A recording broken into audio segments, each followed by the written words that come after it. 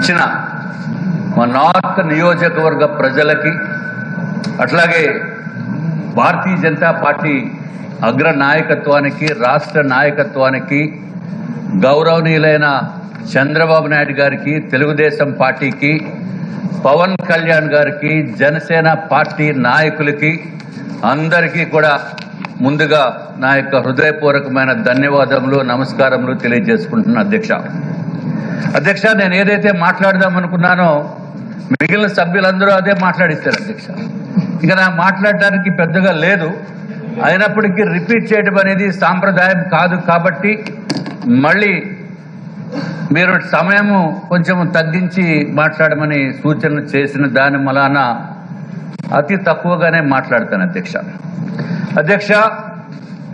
మిమ్మల్ని ఎంతో ఉన్నతమైన స్థానంలో కూర్చోబెట్టినందుకు 3 పార్టీల వారికి ధన్యవాదములు తెలియజేసుకుంటూ, మీ రోల్ అధ్యక్ష ఇది చిన్న విషయం కాదు. మీరు ఎంతో ఉగ్ర రూపంతో కోపం వస్తే ఉండవలసిన స్థానంలో ఇప్పుడు మీరు గౌతమ్ బుద్ధుడిలా కూర్చోవలసిన పరిస్థితి చూస్తే నాకు కొంచెం ఏదో అదోలా ఉంది అధ్యక్ష. ఎంత అటెన్షన్ తోటి ఉండాలంటే స్పీకర్ పదవి అంటే చిన్న విషయం కాదు. ఇక్కడ మేమైతే అధ్యక్ష పక్క వారి చోటు లేకపోతే కొంచెం రిలాక్స్డ్ గాను ముఖ్యమంత్రి గారు పక్కకి వెళ్ళి అప్పుడప్పుడు కూర్చుని మాట్లాడటానికో అవకాశం ఉంటుంది. కానీ మీ పక్కన ఎవరు ఉండరు అధ్యక్ష, పక్కన మాట్లాడటానికి ఉండదు, ఏదైనా దగ్గు వస్తున్నా పెద్దగా చేయడానికి ఉండదు, కోపం వచ్చినా చూపించడానికి ఉండదు, ఏదైనా గోక్కుందాం అంటే అది కూడా ఉండదు అధ్యక్ష. ఎందుకంటే ఇది చిన్న విషయం కాదు అధ్యక్ష. చూడ్డానికి బాగానే ఉంటుంది, పోస్టు అధికారము అన్నీ ఉంటాయి అధ్యక్ష. ఇంకొక విషయం మీకు చెప్పాలి, 7 సార్లు ఎమ్మెల్యేగా నెగ్గి ఒకసారి ఎంపీగా నెగ్గడం అంటే చాలా చాలా కష్టం అధ్యక్ష. ఇది అందరికీ తెలియాలి, మొట్టమొదటిసారిగా వచ్చిన ఎమ్మెల్యేస్కి అందరికీ తెలియాలి అధ్యక్ష.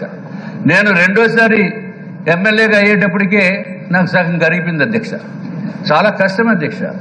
అట్లాగే ఈరోజు ఒక విషయం ఏంటంటే అధ్యక్ష, 22 జూన్ ఇదే రోజు మీ అత్యంత ప్రియమైన శిష్యుడు వెలగపూడి రామకృష్ణబాబు గారు 4వ సారి ప్రమాణం చేసి శాసనసభలో వచ్చిన రోజు నిన్న అయింది అధ్యక్ష. ఈ రోజు వారి జన్మదినం అధ్యక్ష. వారి జన్మదినం నాడు మీరు అధ్యక్ష పదవిని స్వీకరించడం అనేది మాకు చాలా చాలా సంతోషం అధ్యక్ష.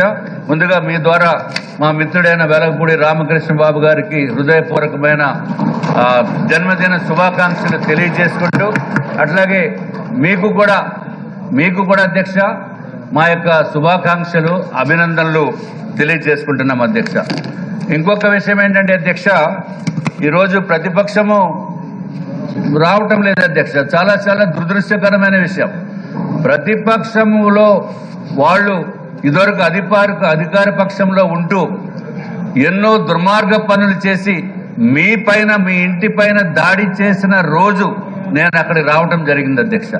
మీరు దాడి చేసిన మీ ఇంటి పైన చిన్న విషయానికి పెద్ద ఇష్యూ చేసేసి వందలాది మంది పోలీసులను పెట్టి మీ ఇంటి పైన దాడి చేసి మిమ్మల్ని ఎంతో మానసికంగా మీ కుటుంబ సభ్యుల్ని కూడా మానసికంగా హింసించి రకరకాల ఇబ్బందులు పెట్టి ఎన్నో కేసులను మీ పైన పెట్టి ఎంతో